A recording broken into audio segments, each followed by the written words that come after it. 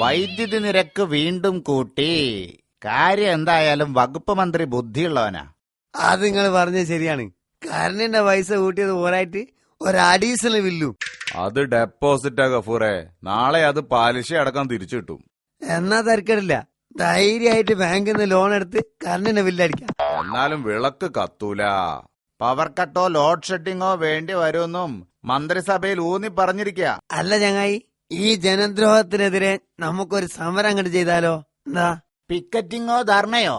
അമ്മ അതിരി വെപ്പിക്കലൊന്നും വേണ്ട. പഴയ ചാർജ് അടിക്കാം, പുതിയ ചാർജ് അടിക്കൂലാന്ന് വാശി കണ്ടുപിടിച്ചാളുക. എന്തേ, നിങ്ങൾ വാശിയും പിടിച്ച് ഇരുട്ടത്തിരിക്കേണ്ടി വരൂ. കുറച്ച് ഇട്ടിരുന്നാലും പിന്നെ വെളിച്ചം വരൂലേന്ന്. എന്റെ ഗഫൂറെ, അങ്ങനെ ഇരുട്ടത്തിരിക്കുന്ന സമരത്തിനൊന്നും ഈ ജനം തയ്യാറാവില്ല. തയ്യാറാവണം മൂപ്പ, തയ്യാറാവണം. നമ്മുടെ ഗാന്ധി സമരം ചെയ്തിട്ടല്ലേ സ്വാതന്ത്ര്യം നേടിത്തന്നത്. അതൊക്കെ അന്ധകാലം. ആ മഹാന്റെ നല്ല മനസ്സിന് ദൈവം നൽകിയ വരദാനമാണ് നമുക്ക് കിട്ടിയ സ്വാതന്ത്ര്യം. എന്നാലൊരു ഐഡിയ നമുക്കുണ്ട്, ഒപ്പിച്ചാലോ? പണ്ടേതോ ചക്രവർത്തിന്റെ സദസ്സില് പാട്ടുപാടി വിളക്ക് കത്തിച്ചൊരു പമ്പനില്ലേ, അയാളെ വിളിക്കാം.